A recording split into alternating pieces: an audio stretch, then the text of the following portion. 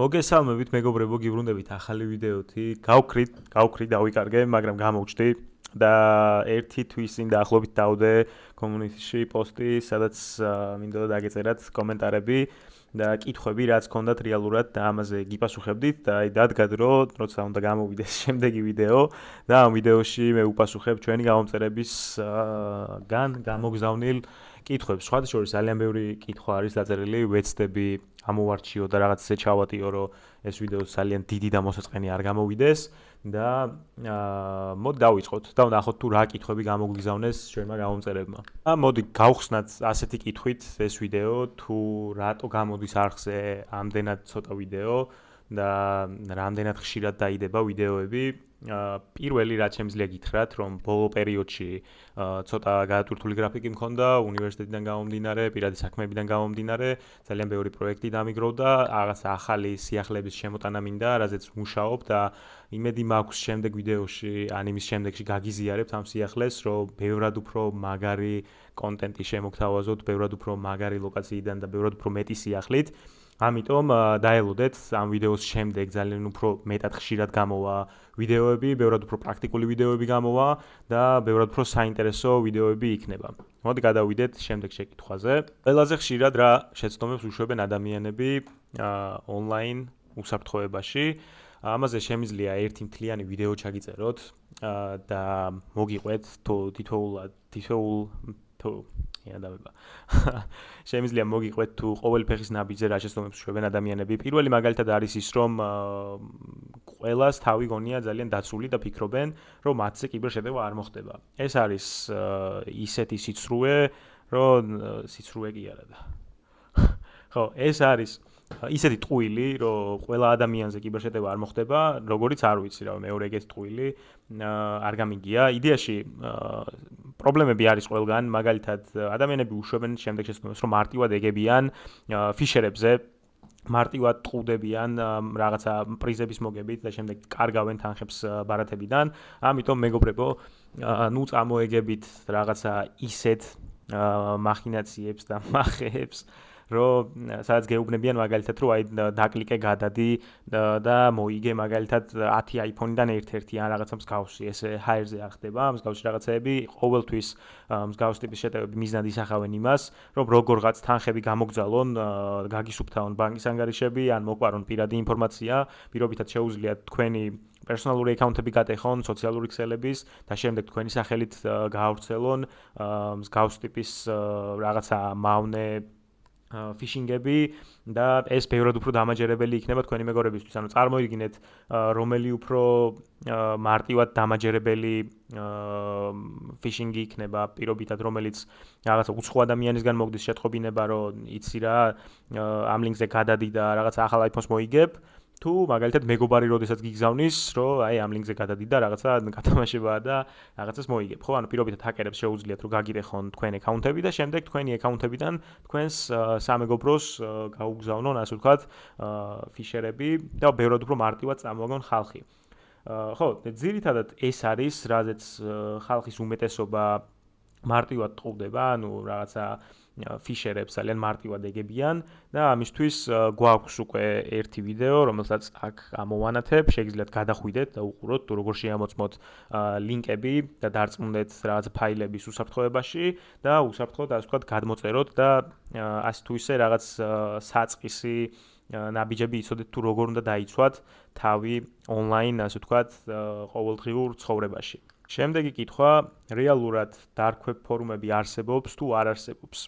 საინტერესო კითხვაა და ამაზე შემიძლია პირდაპირ გითხრათ პასუხი, რომ ნამდვილად არსებობს მსგავსი dark web ფორუმები და საერთოდაც შემდეგი ვიდეო მინდა სწორედ მაგას ეხებოდეს, გასწავლოთ თუ როგორ შეიძლება მოგიყვეთ უფრო სწორად როგორ უნდა მოუხდეთ მაგალითად dark web-ში, dark web-ის რაღაცა კარგი მხარეები რა შეიძლება იყოს, საერთოდ როგორ მუშაობს dark web-ი და რას ეწოდება საერთოდ dark web-ი და მართლა ის არის, რასაც ჩვენ ფილმებში ვხედავთ, თუ ეს არის უბრალო რაღაცა ვებსაიტების კრებული, სადაც ისეთი ადამიანები იყრიან თავს, რომლებიც ასე ვთქვათ, არიან ამ კიბერსფეროში, ხო? ამაზე ჩაგიწერთ ერთ თვლიან ვიდეოს, საერთოდ როგორ უნდა მოვხდეთ მანდ და რა არის და როგორ მუშაობს, მაგრამ აქვე პასუხი რო გავცი ამ კითხვას, რა თქმა უნდა, დარკვების ფორუმები მართლაც რეალურია და ძალიან ბევრი ფორუმი არსებობს, სადაც კარგი რაღაცებიც ხდება და ცუდი რაღაცებიც ხდება და ძალიან ბევრი საფრთხეა მანდაც და ამას მოგიყვებით შემდეგ ვიდეოში აუცილებლად. ამას ეს ძალიან კაი ვიდეო გამოვა ამაზე და არ მინდა რომ ეს გამოვტოვო. ამიტომ დაელოდეთ შემდეგ ვიდეოს, გამოიწერეთ არხი და ეხლა მოდი გადავიდეთ შემდეგ კითხვაზე. ამოვიდა ცოტა ტექნიკური კითხვები, მაგალითად რა არის IP მისამართი და რისთვის გამოიყენება ის. ზოგადად IP მისამართი სტუდენტებსაც ესე ვუხსნი ხოლმე, რომ ეს არის ჩვენი ინტერნეტში, ჩვენი ციფრული მისამართი. იდეაში არც ჩვენმა კომპიუტერმა, არც რაღაცა ვებსაიტებმა, ვებსერვერებმა არ იციან თუ ერთმანეთს მაგალითად სახელებით როგორ ერთმანეთს კი არა და როგორ იკომუნიკაციონ, არ ვიცი რამდენად სწორად თქვი, ერთმანეთში ანუ ჩვენ როგორც ადამიანები ასე სახელებით საუბრობთ, მასე სერვერები და მაგალითად კომპიუტერები ვერ მიმართავენ ერთმანეთს. ამისთვის საჭირო არის რაღაცა ისეთი უნიკალური, რომელიც გვექნება დიდი რაოდენობით და შევძლებთ რომ ვასწავლოთ კომპიუტერულ მანქანებს თუ როგორ გქონდეთ ერთმანეთში კომუნიკაცია. სწორედ ამისთვის გამოიყენება IP მისამართი, ანუ მარტივად რო ავხსნათ, ის არის ჩვენი ციფრული მისამართი Excel-ში. გვაქვს რამოდენიმე ტიპის IP მისამართები. მოდი ამ შემთხვევაში გვახსენოთ, რომ გვაქვს ჩვენი private და public IP მისამართები. ეს public IP მისამართი გამოიყენება იმაში, რომ ჩვენმა მოწყობილობამ გარ Excel-ში ესაუბროს სხვადასხვა ვებ-სერვერებს, მაგალითად, თქვენ როდესაც გინდათ რომ თქვენი კომპიუტერით შეხვიდეთ მაგალითად facebook.com-ზე, ხო, თქვენმა კომპიუტერმა შესაბამისად Facebook-ის სერვერზე უნდა გაგზავნოს რაღაც ტიპის მოთხოვნა, იმისთვის რომ კომუნიკაცია შედგეს. ხო, ამისთვის მას სჭირდება ეს Facebook-ის სერვერის რაღაც IP მისამართი, სადაც გახსნის კომუნიკაციას და ისინი ერთმანეთში ისაუბრებენ. ხოლო private IP მისამართი გამოიყენება შიდა Excel-ში, რაც ნიშნავს იმას, რომ მხოლოდ თქვენი შიდა Wi-Fi-ის Excel-ში არსებული მოწყობილობები ერთმანეთთან რაღაცა სახის კომუნიკაციაში რო იყვნენ, როგორც მინიმუმ თქვენი კომპიუტერი, ტელეფონი, რაღაცა smart gadget-ები, აი ეს ნატურაც უკან რო ანათებს, რაღაცნაირად ჩემ ტელეფონთან კავშირში რო იყოს, ამისთვის გამოიყენება ჩვენი private IP მისამართები, რომელიც არსებობს მხოლოდ ჩვენს შიდა Excel-ში. ხო, ამაზე კიდე დამატებით რაც შემიძლიათ გითხრათ, არის ის, რომ private IP მისამართი არის ჩვენი და მასზე ცდომა აქვს მხოლოდ იმ მოწყობილობებს, რომლებიც ჩვენს შიდა Excel-ში არიან დაკავშირებულები, ხოლო public IP მისამართი ფიქსირდება ნებისმიერ ვებ-სერვერზე, ნებისმიერ საიტზე, სადაც შევდივართ, იმიტომ რომ ჩვენს მოწყობილობასა და იმ ვებ-სერვერს შორის არის გახსნილი არხი. სწორედ ამაში გამოიყენება IP მისამართები და ეს არის ყველაზე მარტივად რო ავხსნათ IP მისამართის განმარტება. და მოდი აქვე ავხსნათ თუ რა განსხვავებაა HTTP და HTTPS ვებსაიტებს შორის. იდეაში ორივე არის პროტოკოლი, რომელიც გამოიყენება იმისთვის, რომ რაღაცა ინფორმაცია გადაიგზავნოს ბრაუზერის გამოყენებით. ხო, HTTP არის უფრო ძველი და დაუცველი პროტოკოლი, ხოლო HTTPS-ი გვთავაზობს SSL შიფრაციას, აი ყველაზე მარტივად რო აგიხსნათ, მაგალითად, მე როდესაც მინდა რომ შევიდე რაღაცა პლატფორმაზე, ანუ ავთენტიფიკაცია რო გავიარო რა, username და paroli რო შევიყვანო, ხო? როდესაც ვებსაიტი იყენებს HTTP უსაფრთხოებას, ან HTTP პროტოკოლს იმისთვის, რომ ეს ჩემი კრედენშალები გაიგზავნოს ჩემი მოწყობილობიდან მაგალითად ვებ-სერვერამდე, ხო? და ჩემი paroli თუ არის admin და username-იც არის admin, ხო? Excel-ში ესენი იგზავნება პირდაპირ. ანუ როგორც ადამიანი კითხულობს ამ ტექსტს, იგივენაირად იგზავნება Excel-ში ეს ჩემი username და paroli. ხო, ანუ წარმოიდგინეთ ჰაკერი ან ვიღაცა მავნეტიპი, რომ დაჯდეს Excel-ში და მოისმინოს მთლიანი ტრაფიკი, რაც მოძრაობს ჩემი მოწყობილობიდან გარ Excel-ის მიმართულებით და დაიჭიროს ეს ტრაფიკი, რომელიც ძალიან მარტივად შეიძლება Wireshark-ის გამოყენებით და ამაზეც გაჩვენებთ, ცალკე ვიდეოს ჩაგიწერთ. პირდაპირ წაიკითხავს, რომ ჩემი username-ი ყოფილა admin-ი და paroli-ც ყოფილა admin-ი. ანუ ერთ პაკეტად იგზავნება და არის დაუშიფრავი. ხოლო SSL სერტიფიკატი გვთავაზობს ამის შიფრაციას, ანუ მე როდესაც ვაგზავნი HTTPS პროტოკოლით, მაგალითად, ჩემს username-ს და paroli-ს, იმის მაგივრად რომ გაიგზავნოს ადამიანისთვის წაკითხვა DN-ით, HTTPS-ი უზრუნველყოფს ამის შიფრაციას, დაშიფრავს ამ ჩემს, ასე ვთქვათ, username-ს და parole-ს და admin კი აღარ გაიგზავნება რაღაც დაშიფრული string-ი, რომელიც წაუკითხავი იქნება ადამიანის თვალისთვის, ხო?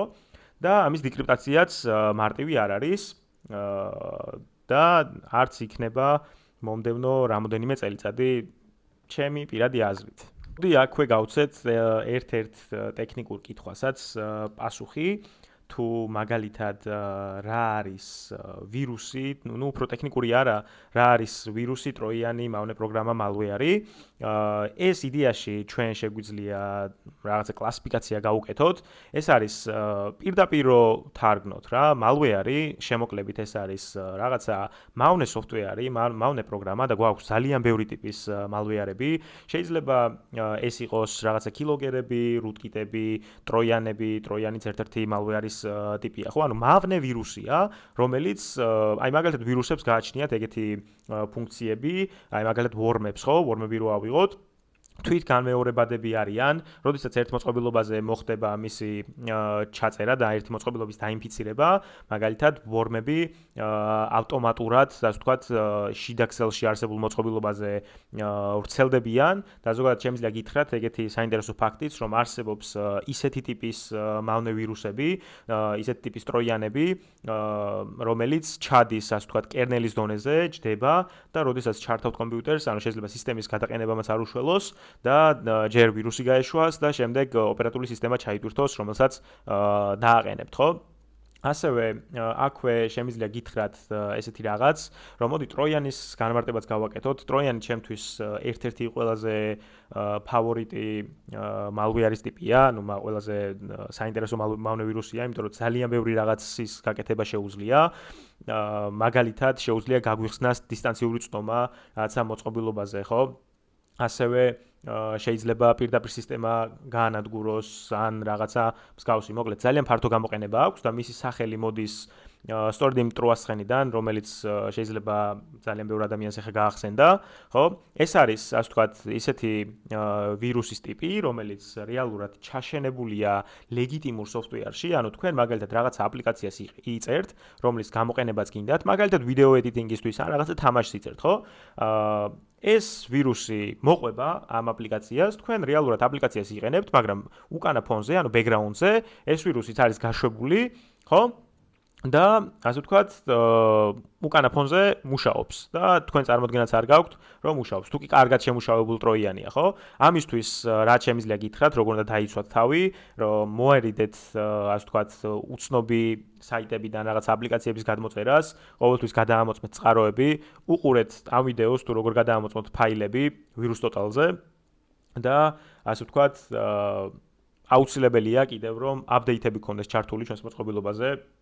დარწმუნდით, რომ თქვენი OS-ი ყოველთვის განახლებულია, იმისთვის, რომ რაღაც სანამ რაღაც მავნე აპლიკაციას გადმოიწერთ და უშუალოდ კომპიუტერში დააყენებთ, რომ ანტივირუსულმა სისტემამ მარტივად იმუშაოს და ამოიცნოს მსგავს ტიპის ფაილები და დროულად წაშალოთ, თორე ეს იქნება ძალიან დიდი საფრთხის შემცველი, ანუ ვერც კი იგებთ ისეთნაირად მუშაობს background-ზე ესეთი ტიპის ვირუსები, ხო? ასევე კიდე არსებობს rootkit-ები, რომელიც გამოიყენება მაგალითად მობილური მოწყობილობების ჰაკინგისთვის და ამაზეც მინდა ერთი საინტერესო ვიდეო გავაკეთო, თუ როგორ უნდა გავტეხოთ, ასე ვთქვათ, მობილური მოწყობილობები, ან მაგალითად კომპიუტერები ისე, რომ live რეჟიმში გქონდეს წვდომა მის, ასე ვთქვათ, ფაილების სისტემაზე, ნებისმიერ ფაილზე და ასე შემდეგ, ხო? ამაზეც ძალიან საინტერესო ვიდეოს გამოშვება მინდა და დარწმუნდით, რომ ზარის ღილაკიც გააქტიურებული გექნებათ, რომ არ გამოტოვოთ ეს ვიდეოც. და შემდეგი კითხვა, nmap, hydra, hashcat, netcat, metasploit-ი ამებზე თუ გააკეთებ ტუტორიალსო.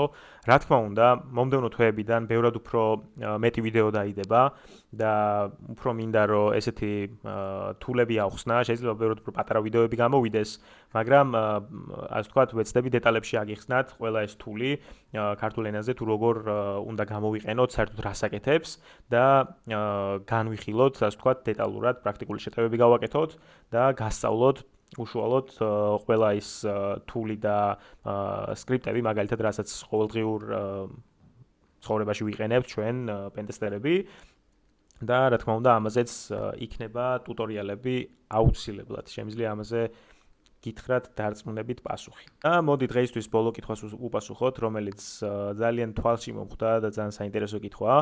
თუ სისტემა უსამართლოა, მისი გადახვა დანაშაულია თუ სამართლიანობა.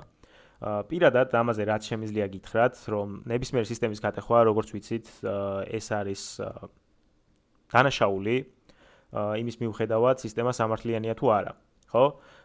კანონის ენით თუ ვისაუბრებთ. ამაზე აზრები იყოფა, ვინაიდან ეს უფრო ფილოსოფიური კითხვაა, ვიდრე რაღაც ტექნიკური, ზოგი იტყვის, რომ რაღაცა უსამართლო სისტემის წინააღმდეგ მოქმედება შეიძლება იყოს, ასე ვთქვათ, მორალურად გამართლებული, მაგრამ სხვებმა შეიძლება გვიპასუხონ ასეთი რაღაც, რომ წესების დარღვევა იწვევს მაგალითად ქაოსს და ცვლილება უნდა მოხდეს კანონის გზით. სიმართლე რო გითხრათ, პირადად ჩემთვის მაგალითად კითხვას მორალურად რომ უპასუხო, დამოკიდებულია უშუალოდ კონტექსტზე, მიზანზე და შედეგებზე თუ რა შეიძლება მოყვეს ამას. მაგრამ რაც შემიძლია გითხრათ, ნუ ჩაიდენთ დანაშაულს, ეცადეთ ყოველთვის ისეთნაირად მოაგვაროთ მსგავსი პრობლემები, რომ თქვენც არ ჩაიდინოთ დანაშაული, ვინაიდან დანაშაულის გამოსწორება დანაშაულით რეალურ სამყაროში ესეც კანონით ისჯება, ხო, რაც არ უნდა მორალურად სწორი იყოს. მესმის ეს ყველაფერი, მაგრამ მაინც ეცადეთ, რომ დანაშაულით ნუ გამოასწორებთ. მორალურად გამართლებულია, რა თქმა უნდა, რა თქმა უნდა, ყველანაირ кейს გააჩნია, რასთან გვაქვს შეხება, მაგრამ მაინც ჩემი რჩევა იქნებოდა ტექნიკურ ნაწილში, რაშიც შემიძლია გირჩიოთ, დარჩით ეთიკურები, არ გატეხოთ სხვისი სისტემები, ეცადეთ, რომ დაიცვათ ადამიანები თქვენს გარშემო და ნუ რა თქმა უნდა, თუ კი ვიღაც ჰაკერები შემოგიტევენ და თქვენს ანგარიშებს და გაასუფთავებენ, ისე როგორც ჰაკერს სკამერს payback-ი მაგალითად ებრძვის, ამ ჰაკერებს ჩემი აზრით ეს სრულიად გამართლებულია, მათი ნერვების მოშლა, მავნე ჰაკერების ნერვების მოშლა, მათი სისტემების გასუფთავება და ასე ვთქვათ, მათზე შუქის მინათება და რეალურ ასე ვთქვათ, სიცხადეში გამოყვანა, ხო? ამას სრულიად ვეთანხმები, ტექნიკურ ნაწილში შემიძლია ასე გიპასუხოთ. ასეთი ადამიანები უნდა იყვნენ გამოტანილი გარე ფონზე, ყველასთვის უნდა იყოს ცნობილი, თუ ვინ რას აფუჭებს და ვინ ვის პარავს, ხო? ამიტომ, ხო, მოკლედ რო გავცეთ პასუხი, ეს უფრო ფილოსოფიური კითხვაა და გაჩნია კონტექსტს. ახლა კი დავასრულოთ ეს ვიდეო, ძალიან საინტერესო კითხვები იყო, ძალიან დიდი მადლობა ყველამ, ვინც დაუთმეთ დრო და დაწერეთ ესეთი საინტერესო კითხვები. რა თქმა უნდა, იქნება კიდევ მომავალში მსგავსი ტიპის პოსტები და გააქტიურეთ ზარისხილაკი, რომ არ გამოგხსნათ და თქვენს დასვათ შემდეგზე კითხვა. და ახლა კი დავასრულოთ ეს ვიდეო, წარმატებებს გისურვებთ და გპირდებით შემდეგი ვიდეო ძალიან მალე დაიდება. წარმატებები!